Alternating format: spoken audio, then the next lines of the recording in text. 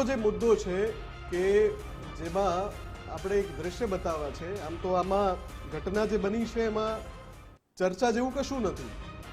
વાત એટલી જ થઈ રહી છે કે એક કાર્યક્રમ છે જ્યાં મંત્રીજી પહોંચે છે અને એ કાર્યક્રમમાં મંત્રીજીનું સ્વાગત ન થાય એટલે મંત્રીજીને ગુસ્સો આવે છે. હવે મેચનો ઉદ્ઘાટન સમારોહ હતો કોઈ, જેમાં મંત્રીજીનું જે રીતે થવું જોઈએ એ રીતે સ્વાગત ન થયું, આયોજકો ચૂકી ગયા એટલે મંત્રીજી ગુસ્સે થઈ રહ્યા છે. પહેલા તો તમારી પાસે જો ઓડિયો સાથેની ક્લિપ હોય તો એકવાર દર્શકોને સંભળાવી દઈએ. સુરતમાં આ ઘટના બની હતી જ્યાં ઉદ્ઘાટન સમારોહમાં મંત્રી મુકેશ પટેલને આમંત્રણ હતું. મંત્રીજી ત્યાં પહોંચ્યા એ સાથે જ ત્યાં જે સ્વાગત કરવા માટે ઊભું રહેવું જોઈએ, રિસીવ કરવા માટે કોઈ હતું નહીં એટલે મંત્રીજીને ગુસ્સો આવ્યો. પહેલા એક ક્લિપ સાંભળી લઈએ આપણે. कोई तो होना चाहिए, नहीं क्या बात है यार, कोई तो होना चाहिए यहाँ पे, नहीं बस आप लोग निकल जाते हैं. When we do on the how far are you from the stadium? अरे क्या बात है यहाँ कोई हम लोग यहाँ रुक के कोई एक आदमी हम लोग का रिसीव करने के लिए खड़ा नहीं रहता है. એટલે આ જે આખું આયોજન છે સેલિબ્રિટી ક્રિકેટ લીગ, 2 દિવસનું આયોજન છે. એમાં સેલિબ્રિટીઓનો જમાવડો પણ થવાનો છે. એમાં બોબી દેઓલ અને સોનુ સૂદ સહિતના સેલિબ્રિટી ત્યાં આવવાના છે. પરંતુ એમાં મુખ્ય મહેમાન તરીકે વન પર્યાવરણ મંત્રી મુકેશ પટેલને આમંત્રણ હતું મુફદ્દલ, પરંતુ ત્યાં પહોંચ્યા એટલે એમને આવકારવા માટે કોઈ હાજર નહોતું.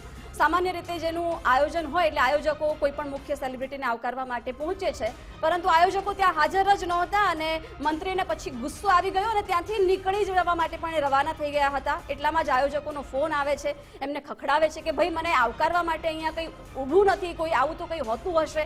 પરંતુ આયોજકોને પછી એમની ભૂલ સમજાઈ હતી અને આયોજકો ત્યાંથી તાબડતોબ દોડતા આવી ગયા હતા અને મંત્રીજીને આવકાર આપ્યો હતો. આખો વિષય છે ને એમાં મેં જેમ શરૂઆતમાં જ કહ્યું કે આમાં બહુ ચર્ચા કરવાનો કોઈ મુદ્દો નથી. મારે તો માત્ર એટલી વાત જોડવી છે અને કદાચ એ પણ યોગ્ય ન લાગે ઘણા બધા લોકોને, એવું બની શકે છે.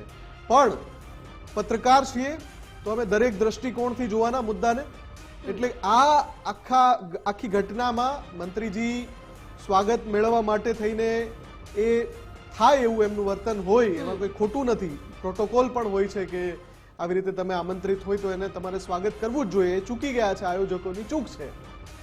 મારો પ્રશ્ન ખાલી હું બહુ ટૂંકમાં બતાવું છું કે સાહેબ જનતાના કામ અટકતા હોય ને, અને માત્ર આ એક મંત્રીજી માટે નથી આ મુદ્દો, આ બધા સાહેબો માટે છે. જેમ હમણાં ડોક્ટર ભરત કાનાબાર વખતે હું કહી રહ્યો હતો ને કે તમે બોલો છો ને બીજા બધા મૌન છે, એમ હું કહું છું કે જનતાના કામ હોય છે ત્યારે તમને આવો ગુસ્સો નથી આવતો સાહેબ. સમસ્યા એ છે કે જનતાના કામ નથી થતા, જનતા એની પીડા લઈને આવે તો જે જવાબદાર છે એનો તમે ઉધડો નથી લેતા સાહેબ. જેને ખખડાવાના હોય ખરેખર પ્રજાના કામ માટે, ચલો આ એક ઇસ્યુ છે, પણ પ્રજાના કામ માટે જેને ખખડાવાના હોય ને એને તમે નથી ખખડાવતા મંત્રીજી. અને આ મેં કહ્યું એમ આ એક મંત્રીજી, બધા મંત્રીઓની વાત કરું છું.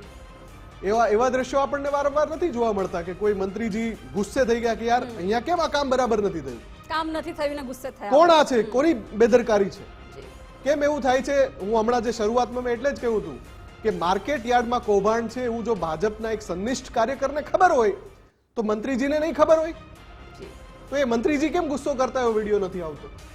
બસ આટલો જ પ્રશ્ન છે. પ્રજાના કામ બાકી હોય, પ્રજાના કામમાં ખાયકી થતી હોય, આરોગ્ય વિભાગમાં લોલમલોલ ચાલતી હોય, શિક્ષણ વિભાગમાં લોલમલોલ ચાલતી હોય તો સાહેબ તમને કેમ ગુસ્સો નથી આવતો? તો તમને ગુસ્સો કેમ નથી આવતો?